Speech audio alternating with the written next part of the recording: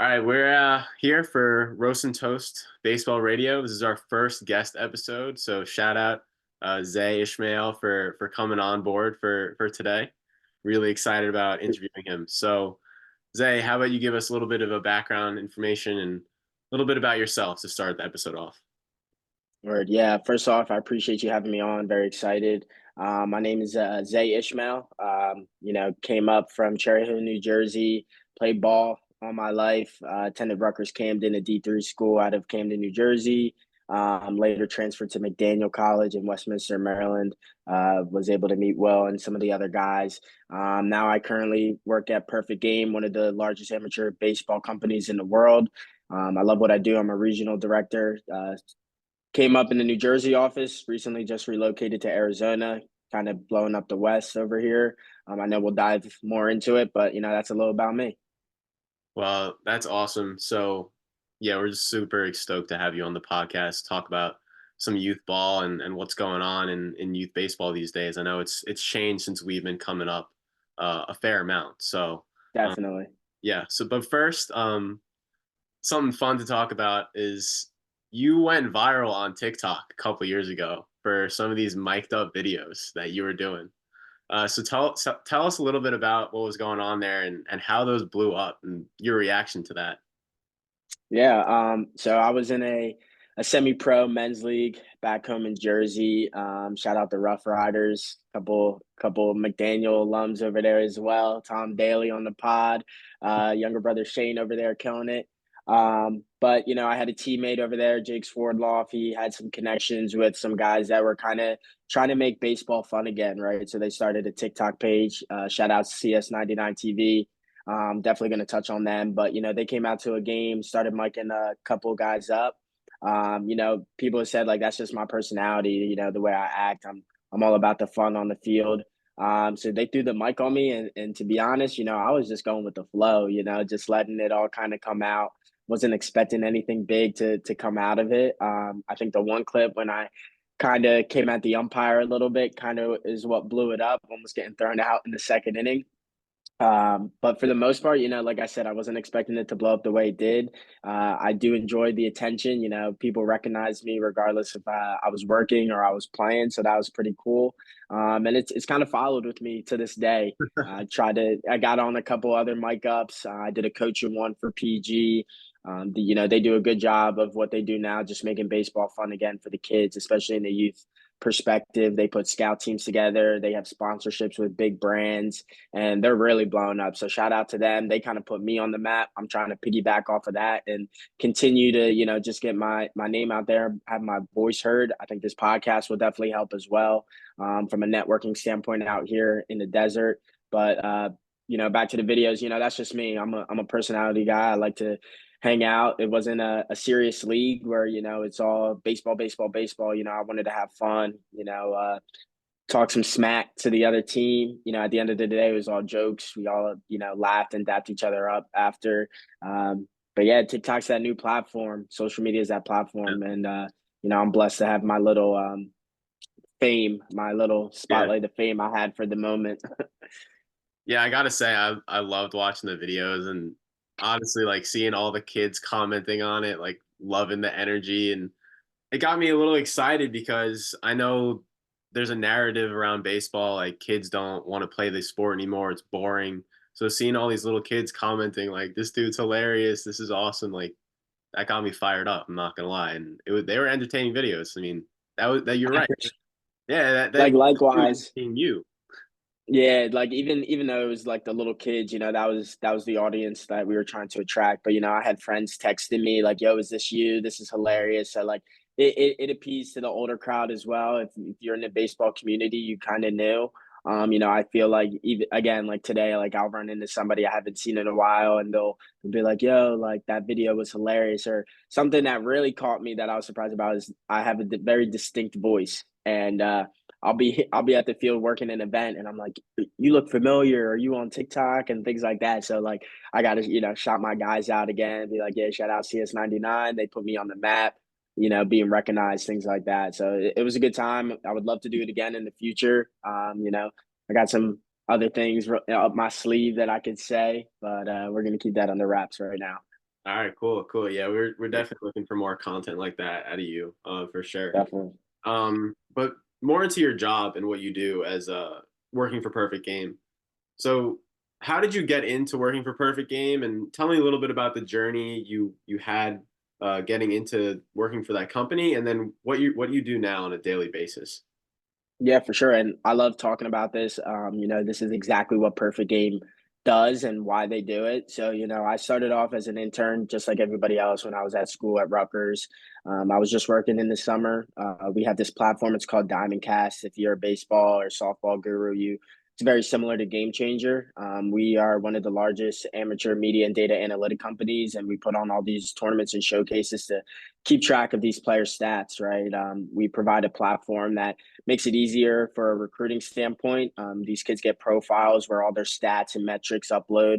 So coaches, parents, scouts, whoever it might be, can identify the types of tools that this player has based off of their profile before they take that next initiative to, go and see them play live. So my internship year, that's what I was doing. I was using the iPad in Diamond Cast and keeping score of tournaments down in Vineland, New Jersey.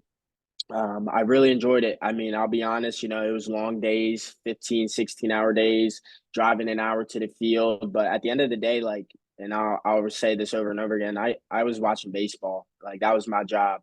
I got to sit there and watch baseball, the next generation of baseball. That's what I tell people, in the next 10, 15 years, I hope to see these kids playing on national television, right? And I'm able to say, I saw Johnny playing at 10, 11, 12 years old, and he was producing him right then and there. I knew that he was going to be a big leaguer, right? If they commit, they put the effort in, they'll make it to the top. So, PG kind of helped me in the same way, putting me on the map with the scorekeeping position. I did that for the first summer. Following that in the fall, was still at school, still doing the Diamond Cast, making connections, working on the side as well, doing whatever I can. But I really enjoyed it. Again, I just kept coming back. Then later transferred to McDaniel. Was hoping for a baseball season, but COVID happened. And that season, we kind of started our summer season a little bit late, just because of how COVID was going on in the country. But at that point, I had gotten a little bit of a promotion, and we call it our assistant tournament director, or ATD. So I'd be on site, communicating with coaches, communicating with teams, parents, helping our Diamond Cast scorekeepers with any issues they may have. I was kind of that on face guy to, I'm the tournament director, but I wasn't the one making the schedules yet. Anything like that. I was just, again, another set of extra hands. Um, and from there, I had a very tough decision to make. It was either to go back to school and try and continue on with my baseball career, or Perfect Game was willing and blessed me enough to take on a full time role as one of the Northeast regional tournament directors. And it was a calling. I think it was that time for me to, kind of get out of my baseball shell, and I was still around the game. So I really wasn't losing anything. So I decided to take the position, and I'm very, very grateful for when I did. The people that, had the support behind me were very, they believed in me. They knew I had matured and that I had a lot of passion in what I did. Um, so that first year being a regional director out in New Jersey, we were just kind of New Jersey, New York, a little bit of Pennsylvania. My first year, again, now I'm making schedules. I'm contacting organizations, more invested into the players and the team aspect from a ranking standpoint. It's a learning tool, and I enjoyed it. Again, loved being on site, interacting with the kids, interacting with the coaches. I'm a social guy. I can communicate with anybody. That's what I love the most about it, and I continue to work. And what's crazy about it and what I see now is the growth that region had while I was there. When I first started it, we were considered an affiliate, just running out of Vineland, New Jersey. Now, since I've relocated, they've taken over 11 states in the Northeast area. They run multiple events in different states, whether it's Pennsylvania, New York, or New Jersey. So the growth of not just, baseball is there, but Perfect Game in general, right? People are starting to recognize what we do and why we do it. So I was over there for 3 or 4 years as a regional director. Recently, the opportunity presented itself to do the same thing over here on the West Coast, try and grow this side of the platform, and that was the mindset I had. Right, it started off in just one state and grew to 11.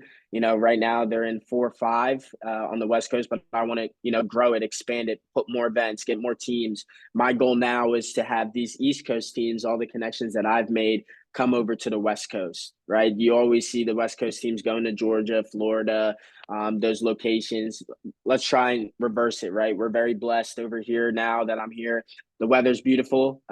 Unfortunately, I haven't experienced the heat yet, but it's been sunny. It's 80 degrees right now. Like I can't complain. The fields that we use are to die for. I wish I was 13, 14 years old playing on spring training fields. Like how many people get to say that? You know what I mean? So Yeah. I think the the job and what's behind it on this side, there's a lot more upside. But it's going to come with time and consistency. I just got off a meeting talking about what can we do to market and promote our events better. So that's what I had faith in and coming over here and helping this side of the company grow. So far, so good. I've enjoyed it every second of it, making good connections. In the baseball world, I tell people I have the best job. I get to sit and watch baseball. Again, I'm watching the next generation. Can't wait to tell my kids, like, yeah, I saw Johnny playing at 13 years old and he was still hitting the ball at 400 feet. Now he's playing 162 games on national television. What we do here at Perfect Game is it's for the kids, right? We're trying to grow the game, trying to do whatever we can to make sure that they leave the field with a smile on their face. And I'm happy to be a part of it. I'm happy to be one of the faces, especially from when I started at 21 and now I'm 25 going on 26, and I'm excited to see where the future takes me and continue to grow with these kids as they go. I kind of follow with them.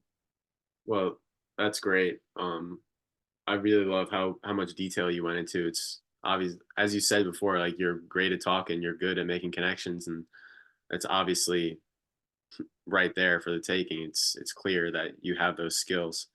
But speaking about the growth of baseball and kind of growing Perfect Game out on the West Coast, how have you seen travel baseball change from when you were coming up in the travel ball uh, atmosphere? Yeah, so I'll say one thing is definitely the metrics and the analytics. That's a big thing. Scouts, coaches, recruiting. That's what they kind of pay attention to. And I think from a perfect game standpoint, what we provide is makes it so much easier. I didn't go to any showcases. I didn't play in many perfect game events. The tournaments that I did play in, it was just a local one. You get a participation trophy and medal. What's coming out of it? What were the chances that a coach just happens to be strolling by and I happen to go 4 for 4? It's very rare. And I think now with the amount of teams and the amount of organizations that there are, they all have the same goal in mind, and it's to help these kids. Back when I was playing, it was more from an individual standpoint. It was not so much the growth of a team and let me help this individual. It's like hey, here, come play for us, and we win, we win. If you get recruited, you get recruited. Like best of luck to you, right? Like even when I was in the transfer portal, like I did everything myself, trying to reach out to coaches, send film, make sure my grades were up to date, things like that. Now it's like you got a whole data system to do that for you. It's you got connections, you got people to help you with that thing, with those types of things.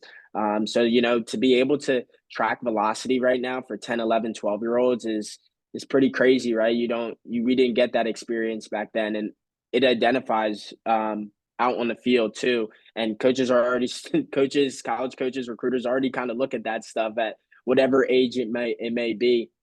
Another thing is just from the training standpoint, like these kids work out at insane facilities. They have the arm care and strength care that I definitely didn't have. The nurture and the coaching standpoint of it all. I think it was not so really like senior year of high school and college where you had somebody like a weight trainer, a workout coach that was able to help you and navigate with what you should be doing and why you should be doing it. It was kind of all on myself. Now, I mean, these kids are again 12, 11, and they're getting, they're already working out using high tech machines, understanding their body. I worked out with a 13-year-old yesterday who's, already 6 foot, probably 180, 190. Like you're 13 and you're almost bigger than me at 25, So it's like, what are they feeding these kids, right? What's in the water?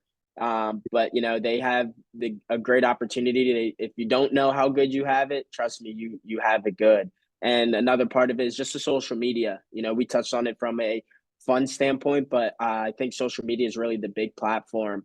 All coaches, recruiters are on there, and it doesn't go a long way to just take a round of BP and post it. I think that's been great for some kids to just be able to work out, post a bullpen, post a round in the cage, and just throw it up on Twitter, post it on Instagram.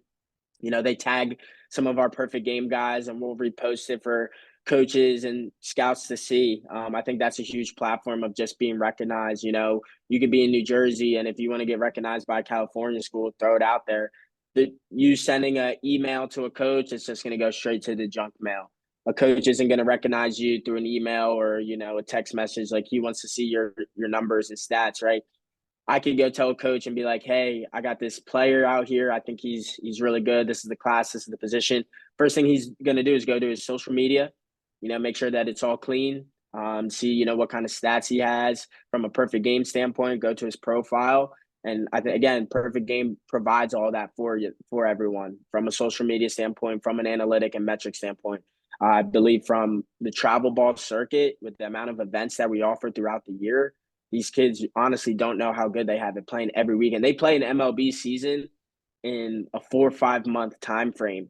They're playing close to 100, 150 games just being out on the field. So to provide as much data, metrics, social as we can, it only takes a summer. It only takes a month, where, from our standpoint, it took a couple years. I know I had to give up other sports to try and focus on football, or to focus on baseball. And, the recruiting still didn't go as well. So Right. we're grateful to have the technology that we have today, the intelligence from a coaches and instructor standpoint.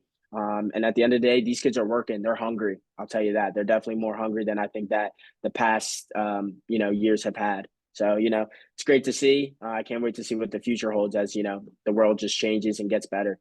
Yeah. It's very, very different from the way we had it. I mean, I remember going to PG tournaments, but it was different. It was different back then. We didn't have some of the metrics that you're talking about available to us. I mean, the only thing you're really looking at is pitch velocity. Exactly. We didn't have exit velocity yet, and if we did, it was done at a showcase, not at a showcase tournament. Um, Exactly. right. So that's some interesting stuff. Some really good trends going on. Now, what are some of the trends that you don't like, or some of the things that you dislike about youth baseball right now? I mean, I'm gonna be biased. Being a tournament director, you deal with issues, parents, coaches, umpires on the field, right? But we're all human. We're all out there to do a job. It's just understanding the level of baseball that you're at from a parent and coach standpoint. You're never gonna have a perfect umpire. You're never gonna have a great game. But you also never know who's watching. Even from a player standpoint, you never know who's watching. So you may have that parent that flips out, and the coach may be there, not there to recruit your son, but they'll find out who your son is, and their name will be crossed off the list. Um, so this is more from a parent coach information rather than the kids. For the kids, hustle on and off the field at all times. You never know who's watching, right? They want to see you sprint on and off, take good at bats, have quality ABs.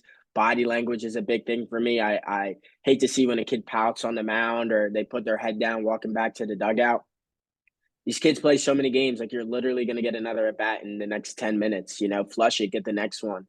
I think from a parent coach standpoint, like, again, understanding that these are just kids. I think that too many parents kind of live through their kids and want them to be the best, or they already believe that they are. And it's funny, you see it at the older level. Parents are more, even keel. They know that their kid is good or not, or if they're going to make it.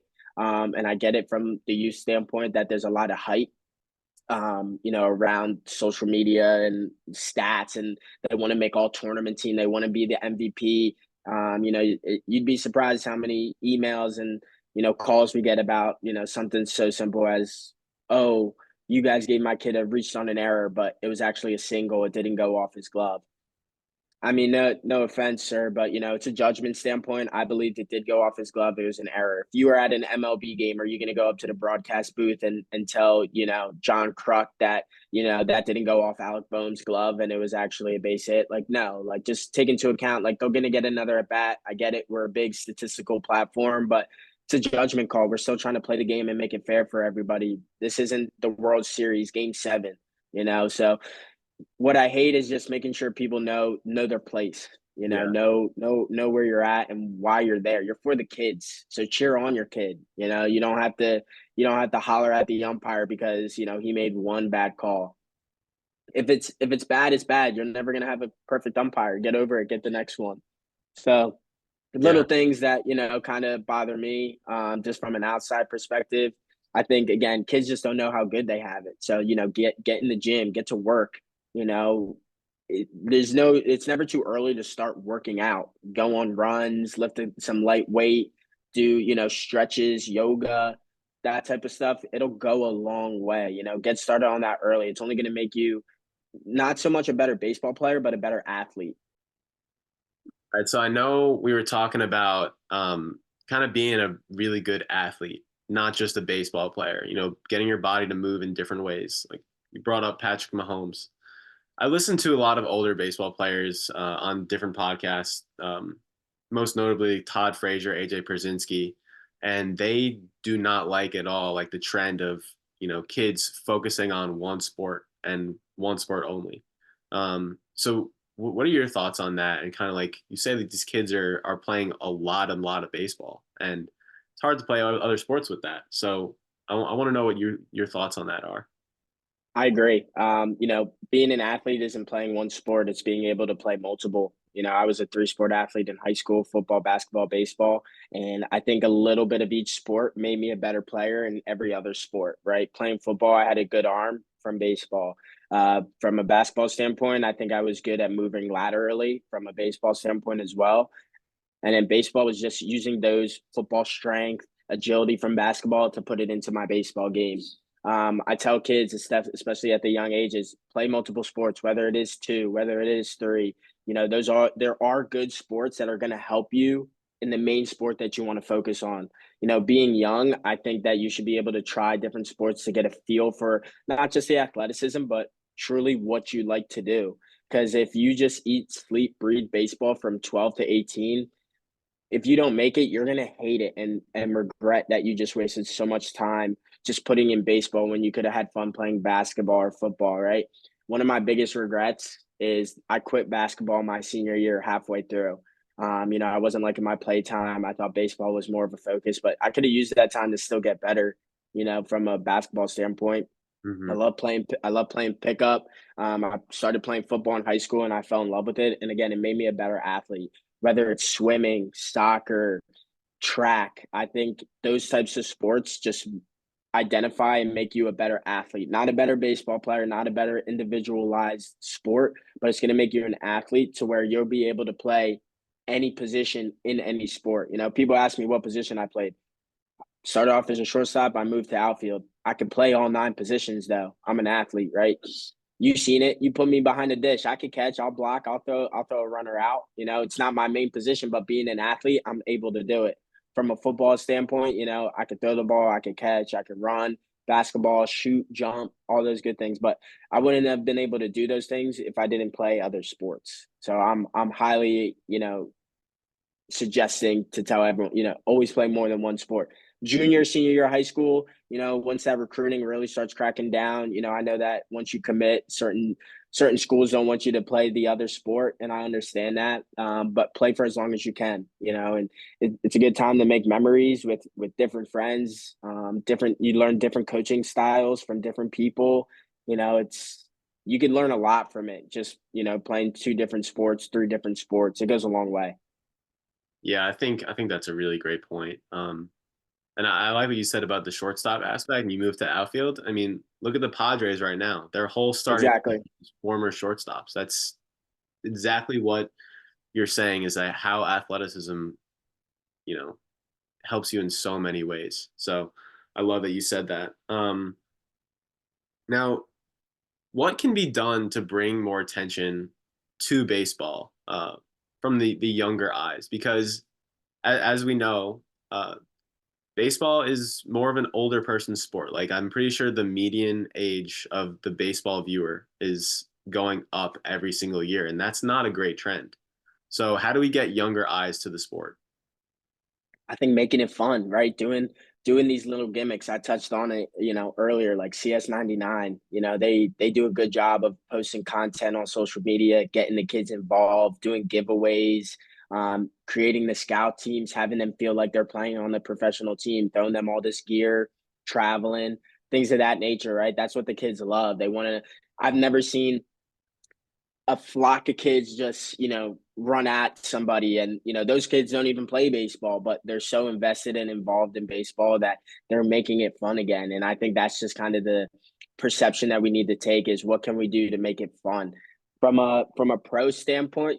They're professionals, we mimic a lot of things they do, so you'll hear a lot of criticism on like how the kids do their bat flips, or the Soto shuffle. I think that's funny. I think that's cool, right? Let them live in the moment. Like, I wasn't a home run hitter, but if I skirt up a baseball and I got the bat flip, like, that is fun. That gets the kids hype. I see kids coming to home plate doing a dance and things like that's what makes it exciting, right? Like, if you could transition that into the big leagues too, I think a lot more viewers would come, doing more mic ups. You see it on, like, Sunday Night Baseball and things like that. I think that's kind of cool. You get to hear their perception. I think that social media, again, just getting these guys more involved, doing giveaways, making sure people are interacting, it's going to go a long way. I think it was cool. We did a content house out here, and we had some pro guys come out, and shout out MJ Melendez. He was out there, and I was like, yo, you think any of these kids are going to recognize you? And he's like, probably not. I'm kind of up and coming, things like that. I mean, what do you know? The kids recognize them. You Mm. know what I mean? Like, it's a generational thing.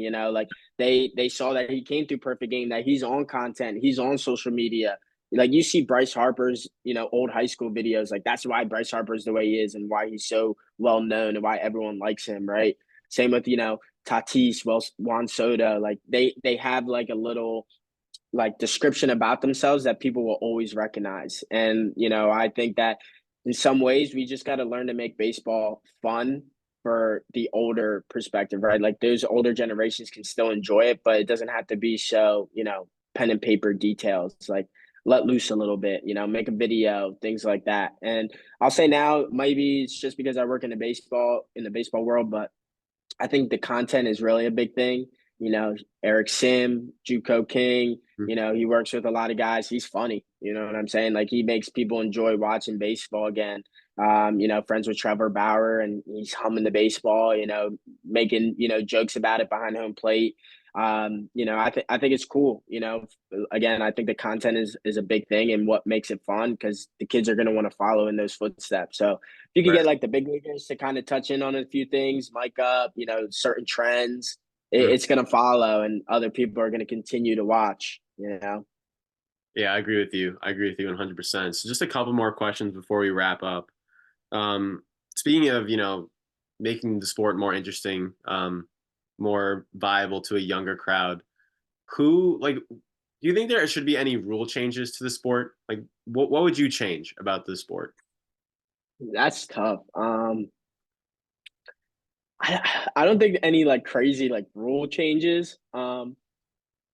I think in the college world, I mean, I think we're getting a lot of people thrown out for the bat flips, and maybe it's more of a safety concern. But again, that's what brings the energy.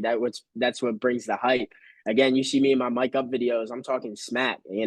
That's where the rivalries come from. That's what brings out a good game. Like, I want to be able to know that two teams are playing because of a rivalry. Like, I'm not just going to turn them on and see something. Like, I want to see them going back at it, chirping at each other. Obviously keep it, consent. I think umpires do a good job of keeping it even kill for the most part. But that's what it is exciting about the game, regardless of the sport you're playing. Is that matchup, that going hard. It's going to make you work harder, by all means, right? A pitcher struck you out the next at bat, and he looks at you, he gives you a little sword or something. My Hmm. next at bat, I'm ready to. I want to crack one off of him, and I'm jogging around the bases, staring at him like, yeah, let's go, let's keep this going. The next time we play each other, it's going to be that hype. At the end of the day, like, I'm gonna be honest, I had a player that we played against. Shout out Jake Rappaport. Like, he was a pitcher and I was a hitter, and we were talking smack across each other across the field. Like, I'm not gonna lie, I hated him. Then we became teammates, and like, yo, we were best friends. Like, we were inseparable. Like, it was just the energy that we brought that like made the game fun, and then we just like connected in that.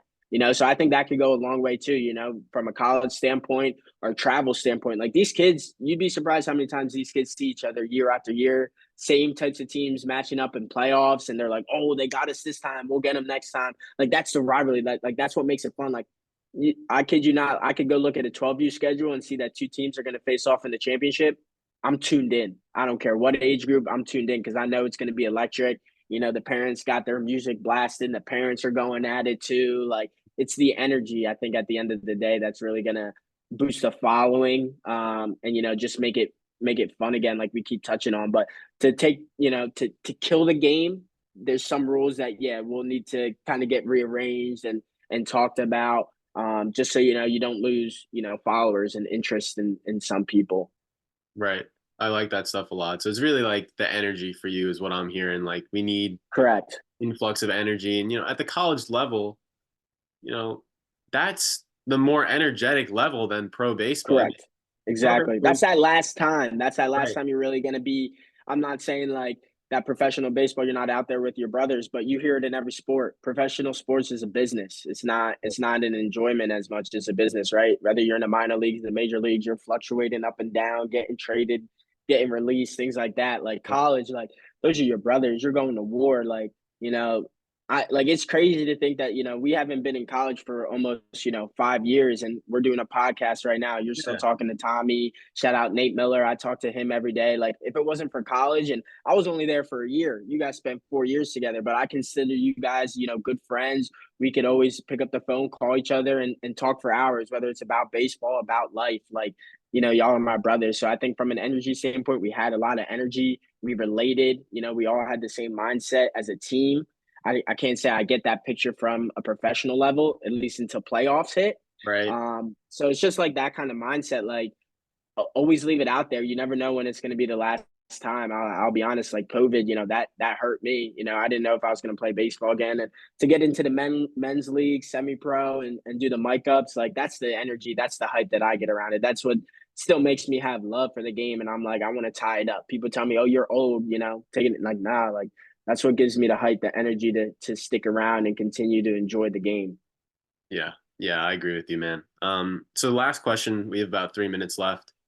So something that upsets me, being black, and you know, I've seen we've seen a generation of not a lot of black American players. This used to be a very like black people used to play this sport the same amount as white people did, right? Like Mhm. we had our own league, the Negro leagues before Jackie Robinson came along.